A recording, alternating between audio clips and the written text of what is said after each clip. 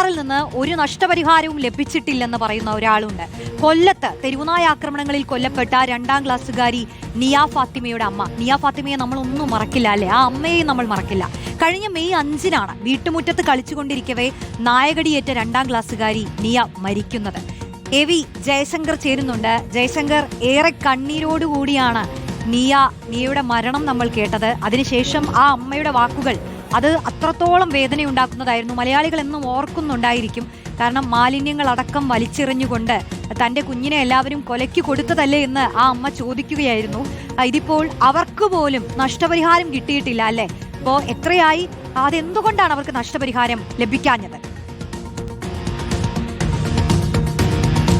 റോഷ്നി, കഴിഞ്ഞ മെയ് 5-നാണ് നിയ ഫാത്തിമയെ തെരുവ് നായകൾ പിച്ചിച്ചീന്തിയത്. ഈ വീടിന് മുന്നിൽ നമ്മൾ പലരും തന്നെ നിക്ഷേപിച്ച മാലിന്യങ്ങൾ, ആ മാലിന്യ കൂമ്പാരത്തിലേക്ക് വന്ന തെരുവ് നായ്ക്കളാണ് 2ാം ക്ലാസ്സുകാരി നിയ ഫാത്തിമയുടെ ജീവൻ വലിച്ചെടുത്തത്. അതിന് പിന്നാലെ വളരെ വൈകാരികമായിരുന്നു അമ്മയുടെ പ്രതികരണം. അന്ന് ചേർത്തണയ്ക്കാൻ സർക്കാരും മന്ത്രിമാരും ഉദ്യോഗസ്ഥരും ജനപ്രതിനിധികളും എല്ലാവരും ആ വീട്ടിലേക്ക് കയറി ഇറങ്ങിയിട്ടുണ്ട്. കേരളം തന്നെ ചേർത്ത് പിടിക്കുന്നു എന്നാണ് അന്ന് പല ആളുകളും നിയ ഫാത്തിമയുടെ വീട്ടിൽ എത്തി പറഞ്ഞത്. പക്ഷേ നമ്മൾ അന്വേഷിച്ചപ്പോൾ, നമ്മൾ വിവരങ്ങൾ തിരക്കിയപ്പോൾ നിയ ഫാത്തിമയുടെ അമ്മ പറയുന്നത് തങ്ങൾക്ക് ഇതുവരെ സർക്കാരിൽ നിന്ന് ഒരു ധനസഹായം കിട്ടിയിട്ടില്ല, ഒരു വകുപ്പും ഒരു ഉദ്യോഗസ്ഥരും ഒരു ജനപ്രതിനിധികളും തങ്ങളെ പിന്നീട് തിരിഞ്ഞു നോക്കിയിട്ടില്ല എന്ന ഗുരുതര ആരോപണമാണ് അവർ ഉന്നയിക്കുന്നത്. അന്ന് ഈ അപകടം ഉണ്ടായപ്പോൾ കേരളം മുഴുവൻ ഈ തെരുവുനായ ആക്രമണവും അതുമായി ബന്ധപ്പെട്ട് അതിന്റെ പ്രതിരോധ പ്രവർത്തനങ്ങളെ കുറിച്ചൊക്കെ വലിയ തോതിൽ ചർച്ച ചെയ്തു. അതിനുശേഷം സുപ്രീം കോടതി ഉൾപ്പെടെ ഈ തെരുവുനായ വന്ധീകരണവുമായി ബന്ധപ്പെട്ടൊക്കെ വലിയ ഉത്തരവുകൾ ഇറക്കി. മന്ത്രി MB രാജേഷും തെരുവുനായ വന്ധീകരണവുമായി ബന്ധപ്പെട്ട് വലിയ പ്രഖ്യാപനം നടത്തി, വലിയ പദ്ധതികളൊക്കെ പ്രഖ്യാപിച്ചു. സ്വന്തന സാജു അല്പസമയം പോർട്ടബിൾ ആയിട്ടുള്ള ഇത്തരത്തിൽ വന്ധീകരണ കേന്ദ്രങ്ങളെ കുറിച്ചൊക്കെ വലിയ സർക്കാരിന്റെ സ്വപ്നങ്ങളും പദ്ധതികളൊക്കെ വിശദീകരിച്ചു. പക്ഷേ ഇങ്ങനെ ഒരു അപകടം ഉണ്ടാകുമ്പോൾ എല്ലാ ഭരണകൂടങ്ങളും ഇടപെടുകയും വലിയ വിശാലമായ പദ്ധതികൾ അവതരിപ്പിക്കുക എന്നതിൻ്റെ അപ്പുറത്തേക്ക് ഒരു കാര്യവും ചെയ്യുന്നില്ല എന്നതിൻ്റെ ഏറ്റവും വലിയ ഉദാഹരണമാണ് നിയ ഫാത്തിമയുടെ ഈ കുടുംബം ഉന്നയിക്കുന്ന ആരോപണം അല്ലെങ്കിൽ ആക്ഷേപം. കാരണം അന്ന് ഈ പ്രശ്നങ്ങൾ ഉണ്ടായപ്പോൾ എല്ലാവരും തന്നെ അവിടെ ചെന്നതാണ്, അവരെ ചേർത്ത് പിടിച്ചതാണ്. ഇനി ഇങ്ങനൊരു മോൾക്ക്, ഇനി ഇങ്ങനൊരു മോന് ഈ ഒരു അവസ്ഥ ഉണ്ടാകില്ല, അതിനുവേണ്ട എല്ലാ പ്രവർത്തനങ്ങളും ചെയ്യുമെന്ന് പറഞ്ഞു. പക്ഷേ സംസ്ഥാനത്ത് പൊതുവിൽ നോക്കുമ്പോൾ അങ്ങനെ പ്രവർത്തനങ്ങൾ ചെയ്തിട്ടുണ്ടോ എന്ന് പരിശോധിക്കേണ്ടത് ഒന്നാമത്തെ കാര്യമാണ്. കാരണം 3 ജില്ലകളിൽ ABC കേന്ദ്രം പോലും ഇല്ല. പത്തനംതിട്ട പോലെ നിരവധി തെരുവുനായ ആക്രമണം ഉണ്ടാകുന്ന പത്തനംതിട്ടയിൽ ABC കേന്ദ്രത്തിന്റെ പണി പാതി നിലയിലാണ്. ഈ തിരുവല്ലയ്ക്ക് അടുത്തുള്ള ABC നിർമ്മാണത്തിന്റെ കെട്ടിട നിർമ്മാണം ഇപ്പോഴും പുരോഗമിക്കുകയാണ്. കഴിഞ്ഞ 1 വർഷമായി പണി ഇങ്ങനെ നടന്നുകൊണ്ടിരിക്കുകയാണ്. അപ്പോൾ അന്ന് അത്തരം കാര്യങ്ങളിലും വാഗ്ദാനം ഉണ്ടായിരുന്നു. ഒപ്പം കുടുംബത്തിനുള്ള നഷ്ടപരിഹാരം, കുടുംബത്തിന് പണം ഉൾപ്പെടെ നൽകും, സഹായം ഉൾപ്പെടെ നൽകുമെന്നൊരു വാഗ്ദാനം അന്ന് ഭരണകൂടത്തിന്റെ ഭാഗത്തുനിന്നുണ്ടായിരുന്നു. പക്ഷേ ഒരു വാഗ്ദാനവും നടപ്പിലായിട്ടില്ല എന്നാണ് ആ ഉമ്മ പറയുന്നത്. ഇപ്പോഴും ആ വേദന കണ്ണീരിലൊക്കെ തന്നെയാണ് ആ ഉമ്മ മുന്നോട്ട് പോകുന്നത്. ഇനി വീണ്ടും മെയ് 5 എന്ന ആ തീയതി എടുക്കാൻ ഇനി മാസങ്ങൾ മാത്രമേ ഉള്ളൂ. പക്ഷേ ആ ഓർമ്മദിനം, നിയ ഫാത്തിമയുടെ ഓർമ്മദിനം വരുമ്പോൾ പോലും അവൾക്ക് വേണ്ടി പ്രത്യേകിച്ചൊന്നും ഇവിടുത്തെ ഭരണകൂടം ചെയ്തിട്ടില്ല, കുടുംബത്തിന് വേണ്ടി പ്രത്യേകിച്ചൊന്നും ചെയ്തിട്ടില്ല എന്നത് ഏറെ വേദനാജനകമാണ്. ഇനിയെങ്കിലും ഈ വാർത്ത കണ്ടെങ്കിലും ആ കുടുംബത്തെ ആരെങ്കിലും ഒക്കെ ചേർത്ത് പിടിക്കണം. കേവലം ഒരു മരണമുണ്ടാകുമ്പോൾ, അപകടം ഉണ്ടാകുമ്പോൾ മാത്രം കേവല വാഗ്ദാനമായി ആ വീട്ടിൽ കയറി ചെല്ലാതെ അവരെ കെട്ടിപ്പുണരാതെ, അവരെ ആശ്വസിപ്പിക്കാതെ അതിനുശേഷവും അവരെ ചേർത്ത് പിടിക്കാനുള്ള ഒരു സ്നേഹം, ആ ഒരു താല്പര്യം അത് ഭരണകൂടം, ജനപ്രതിനിധികളൊക്കെ കാണിക്കണം. തെരഞ്ഞെടുപ്പ് കാലമൊക്കെ വരികയാണ്. 4 വോട്ടിന് വേണ്ടിയെങ്കിലും ഇപ്പോഴെങ്കിലും ആ കുടുംബത്തെ സഹായിക്കാം. കാരണം ആ അമ്മയോട് സംസാരിച്ചപ്പോൾ അമ്മ വളരെ വേദനയോടെയാണ് പിന്നീട് എന്ന പ്രതികരണം ഒക്കെ വാഗ്ദാനം ചെയ്ത് പല ആളുകളും വന്നിരുന്നു എന്നും പറയുന്നു. ഇപ്പോഴും ആ അമ്മയുടെ വീടിനും പരിസര പ്രദേശങ്ങളിലൊക്കെ തെരുവുനായയും വേസ്റ്റും എല്ലാം പഴയതുപോലെയുണ്ട്. ഇനിയും അവിടെ ആരെങ്കിലും ഒക്കെ ആക്രമിക്കപ്പെട്ടേക്കാമെന്ന ഭീതിയോടെ മകൾ നഷ്ടപ്പെട്ടതിന്റെ വേദനയിലും സങ്കടത്തിലൊക്കെയാണ് അമ്മ പോകുന്നത്. അതിനെല്ലാം ഇടയിലാണ് ഇത്തരത്തിൽ അവഗണന കൂടി ആ കുടുംബം, വാഗ്ദാനം മാത്രം നൽകി പോകുന്നവരുടെ അവഗണന കൂടി ആ കുടുംബം അറിയിക്കാൻ പറ്റും. തീർച്ചയായും നേരത്തെ തന്നെയും അവരിട്ടുള്ളതാണ്. ചോദിക്കുമ്പോൾ പോലും വേദനയാണ്. കാരണം ആ മകൾ നഷ്ടപ്പെട്ടതിന്റെ ഒരു വിഷമത്തിലാണ് അവർ കഴിഞ്ഞു കൂട്ടുന്നത്.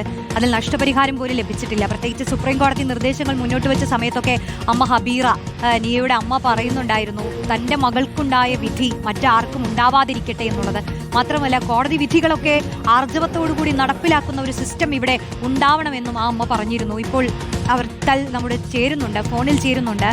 നമസ്കാരം, കേൾക്കാമല്ലോ അല്ലേ?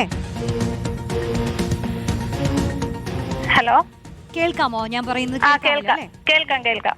നമ്മളിപ്പോഴും ഈ തെരുവുനായ ശല്യം സംസ്ഥാനത്ത് രൂക്ഷമാകുന്നതിനെ കുറിച്ച് സംസാരിച്ചു വരികയാണ്. അതിപ്പോൾ ഈ നഷ്ടപരിഹാരം ലഭിച്ചിട്ടില്ല എന്ന് അറിയുകയാണ്. ഈ നഷ്ടപരിഹാരത്തിനായി നിങ്ങൾ ആരെയൊക്കെ സമീപിച്ചിരുന്നു? എന്തുകൊണ്ടാണ് ഇപ്പോഴും ലഭിക്കാത്തതെന്നാണ് മനസ്സിലാക്കുന്നത്? മോളും മരിച്ച അന്ന് തന്നെ നമ്മുടെ പാർട്ടിക്കാരെല്ലാരും കൂടെ ഒരു നഷ്ടപരിഹാരം കൊടുക്കണമെന്ന് പറഞ്ഞ് ഭയങ്കര പ്രശ്നങ്ങളൊക്കെ ആയിരുന്നു. നിങ്ങൾക്ക് തന്നെ അറിയാലോ.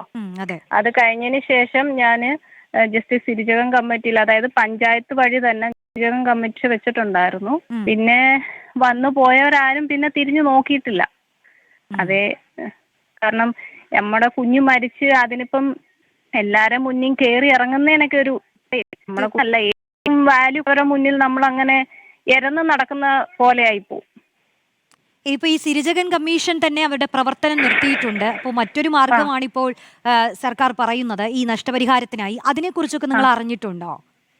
ഇപ്പം ആരെങ്കിലും ഇതുപോലെ പറഞ്ഞറിവ് എന്നുള്ളതല്ലാതെ നമുക്കൊരു ഡീറ്റെയിൽ ആയിട്ടൊന്നും എനിക്ക് അറിയത്തില്ല.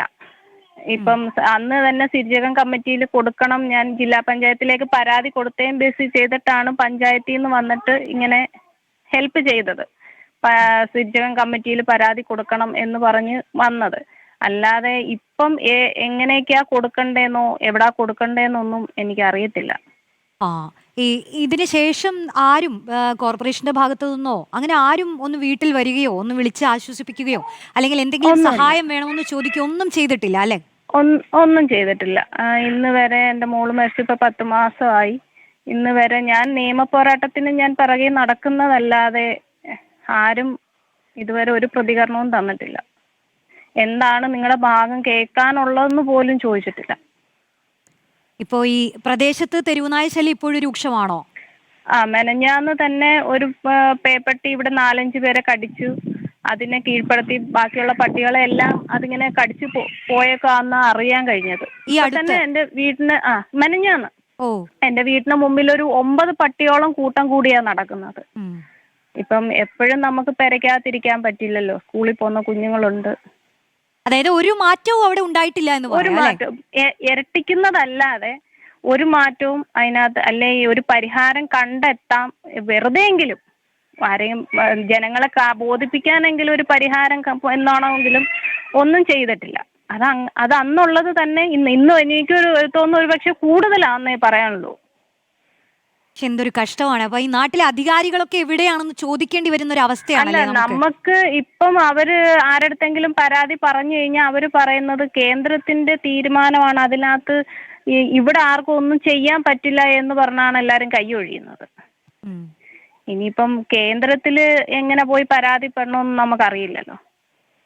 തീർച്ചയായും ഏറെ ആശങ്കയുള്ള ഒരു വിഷയം തന്നെയാണ്. ഞങ്ങളോട് പ്രതികരിച്ചതിന് നന്ദി. മകളുടെ നഷ്ടം, അതിൻ്റെ ഒരു വേദനയിൽ തന്നെയാണ് ആ കുടുംബമുള്ളത്. പക്ഷേ അതൊരു നഷ്ടപരിഹാരം പോലും ആ മനുഷ്യരിലേക്ക് എത്തിയിട്ടില്ല. അതുമാത്രമല്ല, അവർ പറയുന്ന കാര്യം ആലോചിച്ച് നോക്കൂ, ആ പ്രദേശത്ത് ഇപ്പോഴും തെരുവുനായ ശല്യം രൂക്ഷമാണെന്നാണ്.